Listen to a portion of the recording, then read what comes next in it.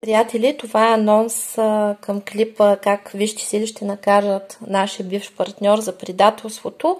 Този клип е магичен и го гледайте само в случай, когато наистина сте приключили с вашия бивш партньор и смятате, че наистина е постъпил лошо с вас и смятате, че трябва да бъде наказан.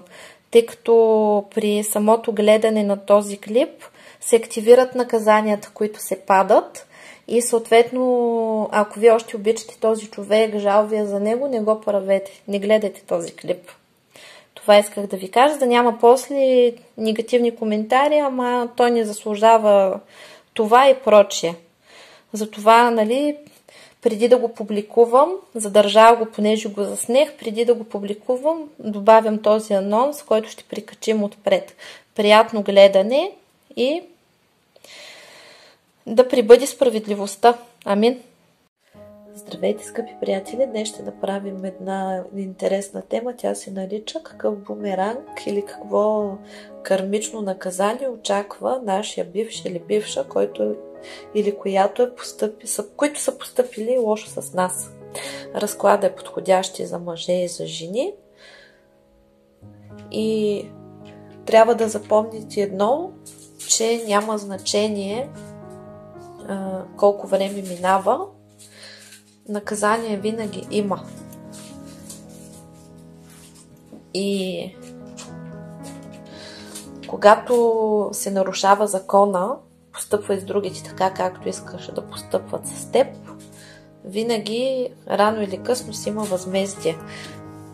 Особено се отнася за мъжете, които са измамили жена в любовта. Има и такива жени, естествено. За висшите сили няма значение какъв е пола. Важното е, че има некоректни неща. Това е по принцип закона на равновесието. Т.е. каквото посееш, това ще пожънеш, но винаги реколтата идва в по-големи количества. Тук можете да изберете колонка или да прегледате 3 бивши партньори. Изберете си. Това е 1, 2, 3. Сега ще дръпна другите нагоре. Съветвам ви да гледате и 3, защото може да направите неправилен избор в числата, ако гледате само за един човек.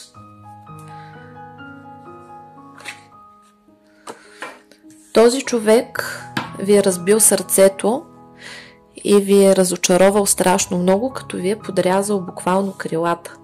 Вие сте имали планове, вие сте му вярвали безрезервно, възприели сте го по много добър начин, с отворено и чисто сърце, а той буквално ви е унищожил.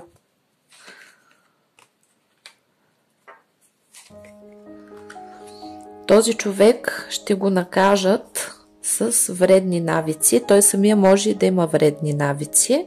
Ако няма, може да прояви.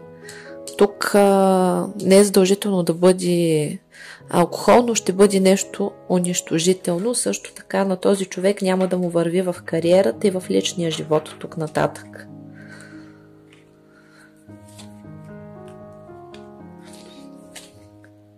Тук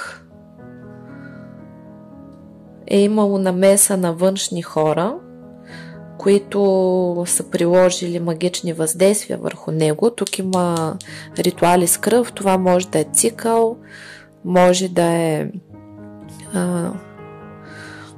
жертвена кръв от жертвено животно. Имало е намеса на трети лица, които са способствали по магичен начин да се унищожи тази връзка. Сега ще ви кажа следното. Никога не съжалявайте за човек, който е изчезнал от вашия живот заради магичен удар. Особено ако това е мъж, защото магията, тя не прави чудеса. Магията не може да накара един човек да направи нещо, на което не е способен. И когато с магични въздействия направят така, че ви разделят с някакъв човек, то той си е роден предател, рано или късно е щял да ви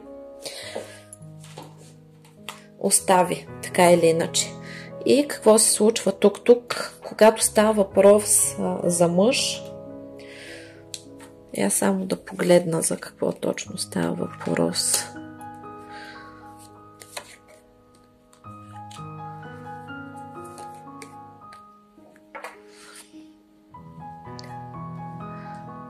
Тук съответният човек по-скоро се разиграва ситуация така, че той е прилагал магични въздействия срещу вас, за да може да ви задържи и е имал тук свои корисни цели.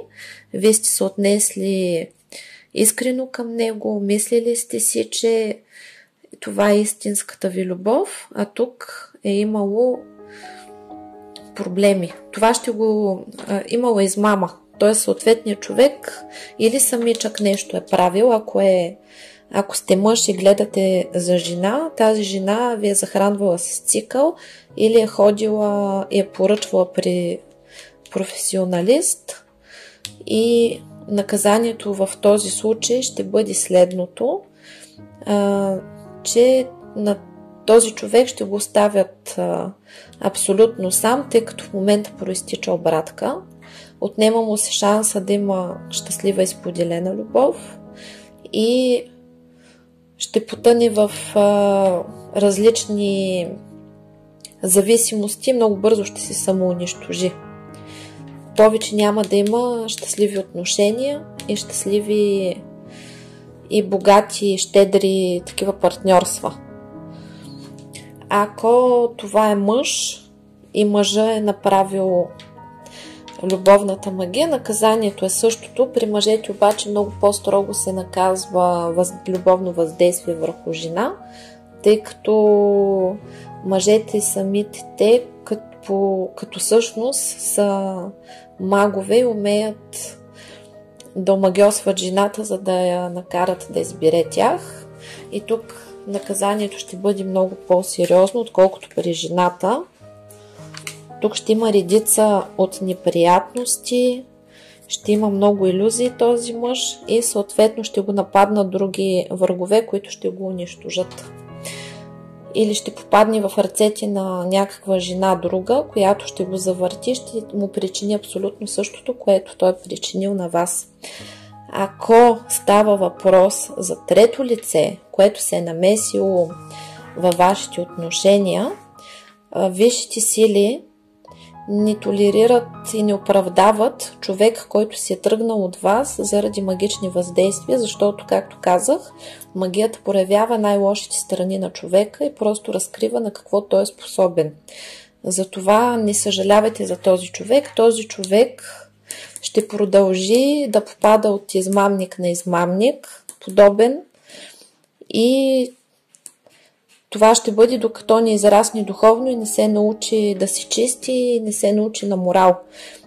Никога не съжалявайте за човек, когато са ви го отнели чрез магични въздействия.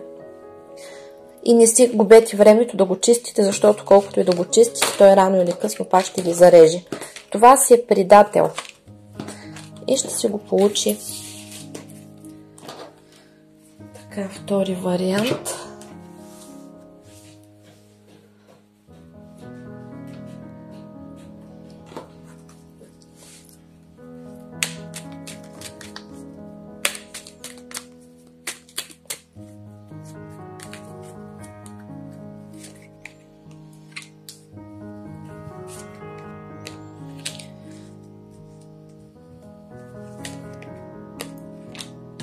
Тук определено се разглежда мъж.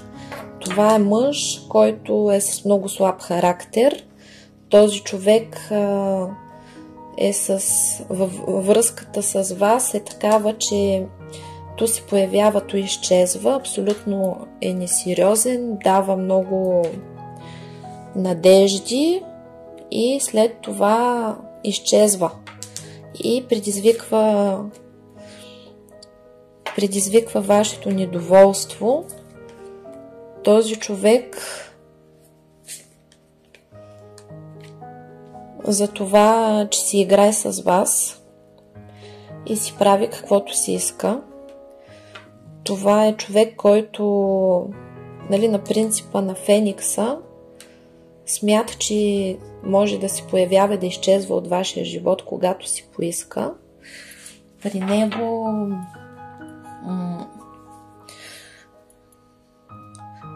него се отваря възмездието чрез вратата на тъмни сили, бисове и същности, които се занимават точно с подобни обратки. Този човек ще го накажат с безпаричие, ще има лош и нервен сън, безсъние, ще изпадне в негативни депресии.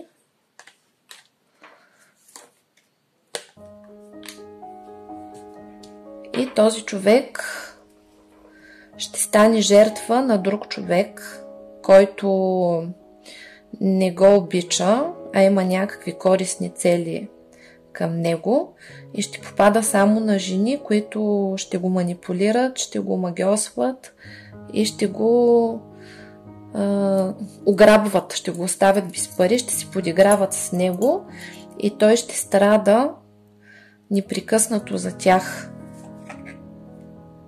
И това ще бъде до смъртта му, остава сам този. С лоши нещастни връзки, където само ще го използват. Ако това е жена и гледате за своя бивша, това пак е жена, която ви е използвала за финанси, подигравала се с вашите чувства и при нея се очертава същото от тук нататък. Няма да попадне на свястен партньор и ще си остане самичка.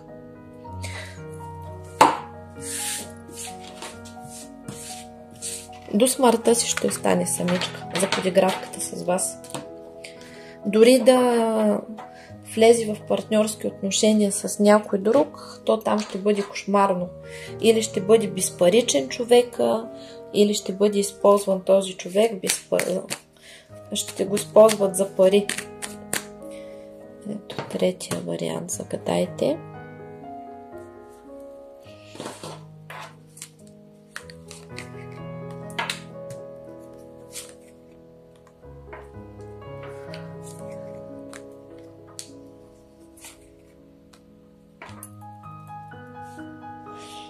Тук при този вариант разделата, която имате с бившия си партньор, идва от съперник, човек, който е направил магични въздействия и с крадник, т.е. ви го е отнел. Правени са доста сериозни въздействия. С този човек може да сте били в семейство или да сте имали планове за семейство или нещата са били сериозни и той рязко се отметнал от вас и е предал вашата любов. И вие сте останали в едно много дълго очакване. Сега вие получавате изцеление от тази ситуация. А как ще накажат вашия бивш? Там, където се намира този човек в други отношения, там ще стане голям скандал. Отношенията ще приключат. Този човек по някое време ще иска да се връща при вас. Това си е ваше решение дали да взимате подобен слабак, защото тук има правосъдие. Правосъдието няма да избегне нито него, нито този, който ви е вредил. Тук рязко ще изникнат вулкани от неприятности. Този човек ще бъде наказан с безплодие, ще бъде наказан с лавина от неприятни ситуации, безпаричие, нещастие в любовта, няма да може да намира от тук нататък никакви нормални партньори, както и съперник, който е причинил това нещо. Вие си преценете сами дали този човек си заслужава да го прибирате обратно, когато дойде и реши да се връща при вас, тъй като доколкото виждам, тук ви е причинил доста страдания, има при някой тук се проиграва, че или ви е оставил с деца, или сте правили аборти заради него, но този човек не е постъпил само с вас по този начин. Този човек си е склонен да постъпва лошо с другите хора, тъй като доколкото виждаме егоистичен, има слаби ангели, е склонен да изневерява и да сменя партньорите бързо. И ако вие решите да го приберете, то е въпрос на време да мине някой друг, който отново да го накара да излезе от отношенията с вас и да приключите. Така че помислете си хубаво. Нищо хубаво не го очаква този човек. Той ще върви надолу и този, който го е махнал от живота ви, буквално ви е направил услуга. И знайте, че дали е щял да бъде този човек или някой друг, този човек така или иначе е щял да изчезне от вашия живот. Аз искам да погледна за това, че сте страдали, какви хубави събития ви предстоят. Какви награди ще получите за страданията? Ясно е как ще накажат бившите. А вас ви очаква прекрасна любов, прекрасно самочувствие и красота и успех във всички направления в живота. Очаква ви нов и успешен дом. Очаква ви нова връзка с ново начало, прекрасно, с верен и прекрасен партньор. Тези, които нямат деца, може да имат деца с този съответен партньор. Очаква ви много щастие за претърпените загуби. И когато вие за загубения мъж, който тук сте загубили, идва нов прекрасен мъж. Доколкото виждам, при някои от хората, които гледат, те са имали поредица от неудачни връзки, са гледали тук 3 поредни партньори. Тук за големите загуби и многото страдания, тук ви очаква просто голямо щастие. Този мъж, който ще срещнете, ще е ярка и красива личност, много независима, ще се занимава най-вероятно с търговия или ще има някаква собствена професия и ще бъдете равноправни, защото вижте, излезнахте и вие с лисичката. Лисичката тук е положителен тотем. Ще имате прекрасни разговори и ще ви бъде по съдба този човек новия.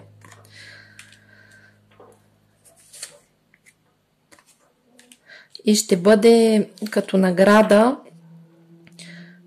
за изминалите страдания и няма да бъде такава кармична връзка, каквато е била другите предишните връзки, които сте имали. Всичките са били под влияние на рода, на родовата карма, на родовата история, на родовия негатив.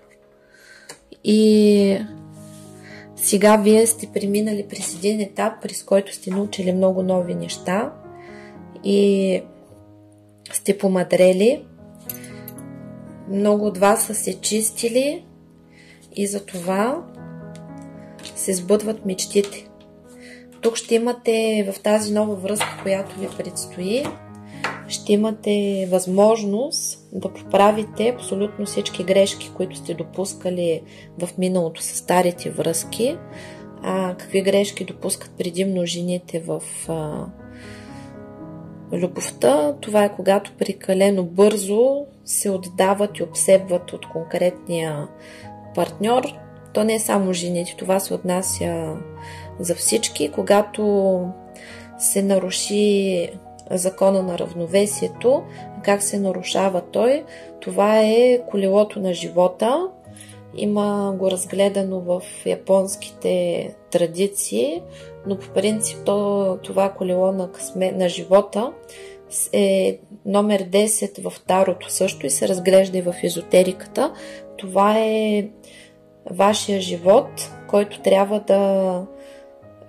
да балансирате, тъй като той е разделен на различни сектори и когато вие направите енергия само в един сектор или един-два сектора, тогава другите сектори започват да куцат.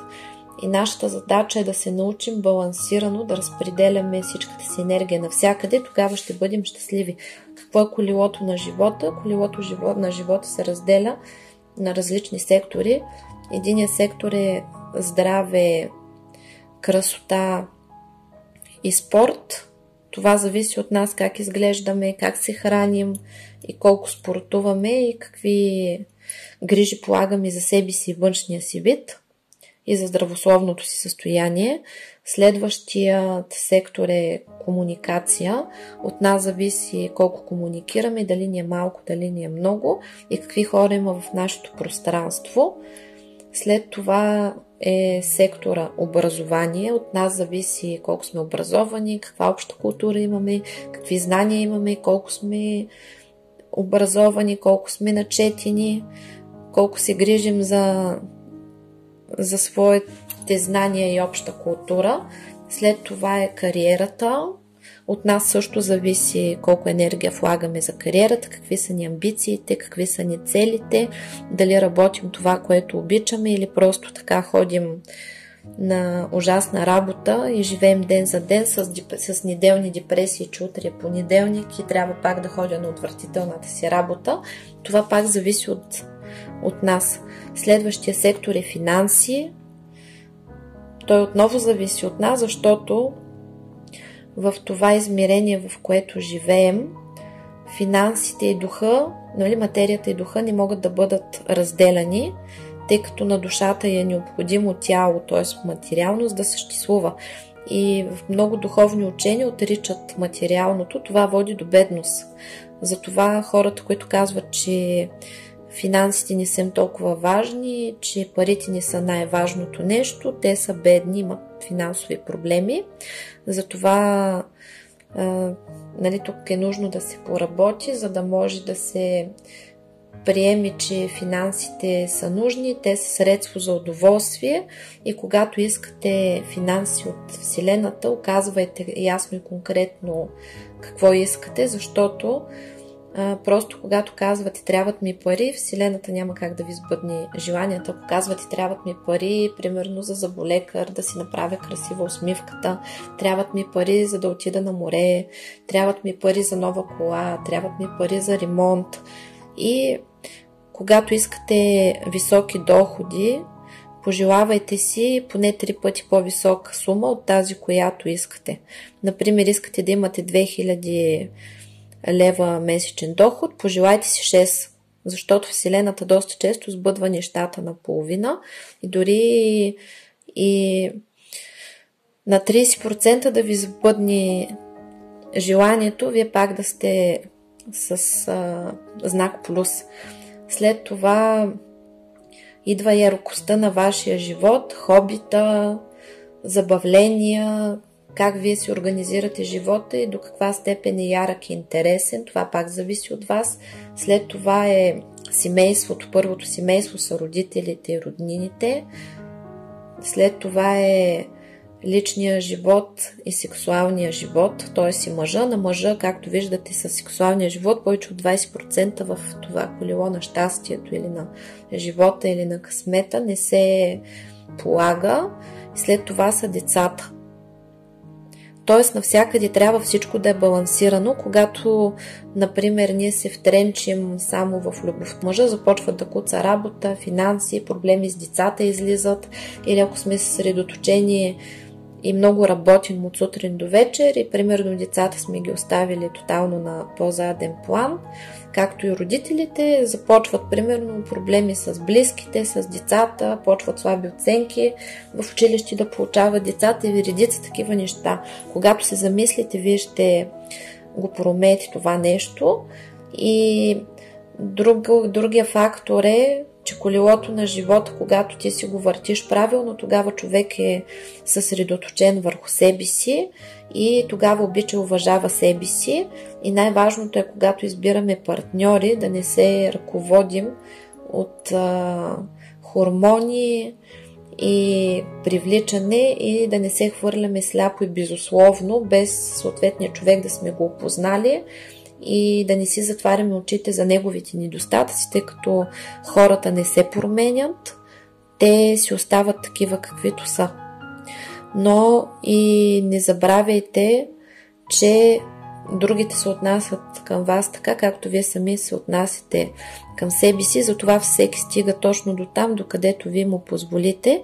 Затова уважавайте се, обичайте се и се ценете и не влизате в отношения с хора, които не ви обичат, не ви искат, не ви уважават.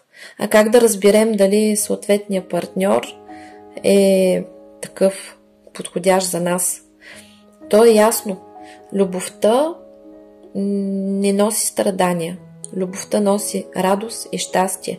И ако вие сте с партньор, който ви обича и ви уважава, то това се усеща, тъй като има една сигурност, има едно спокойствие, вие не сте непрекъснато на щрек.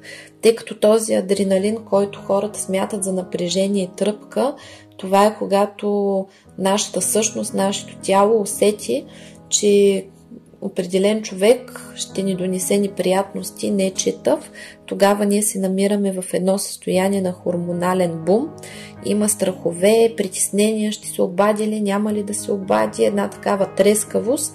Никога не пренебрегвайте тези сигнали на тялото и също така запомнете правилата в любовта са следните. Мъжът е действието, а жената е вдъхновението.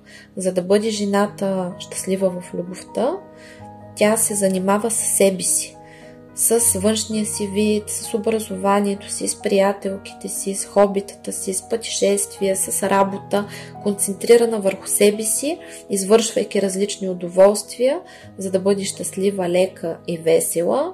Само тогава, когато жената прави това и е концентрирана върху себе си, тогава тя може да бъде лека и щастлива и не прави нищо за мъжа. Ако един мъж не действа, то това не е вашия мъж. И няма нужда вие да се напъвате или да правите каквото и да било, нито да го търсите, нито да го ухажвате. Вие трябва да бъдете изключително пасивни. Защо? Защото когато жената започне да действа и взема функциите на мъжа, първо това нейно поведение го обижда и тя му казва на подсъзнателно ниво: ти си мухло, ти си пълен никадърник, ти не ставаш за нищо, аз ти нямам доверие, затова ще действам вместо теб, защото ти едва ли нещо ще направиш и ти не си мъж и не можеш да постъпиш мъжки. Подобен мъж не може да има щастливи отношения с вас. Също така, когато вие влезете в активната роля, мъжът става пасивен, започва да бяга, сменяте си позициите и когато вие сте в такова състояние активно и действате вместо мъжа, тогава енергийно се свързвате с самия мъж по неправилен начин, затова тази връзка е обречена на страдание и рано или късно ще приключи.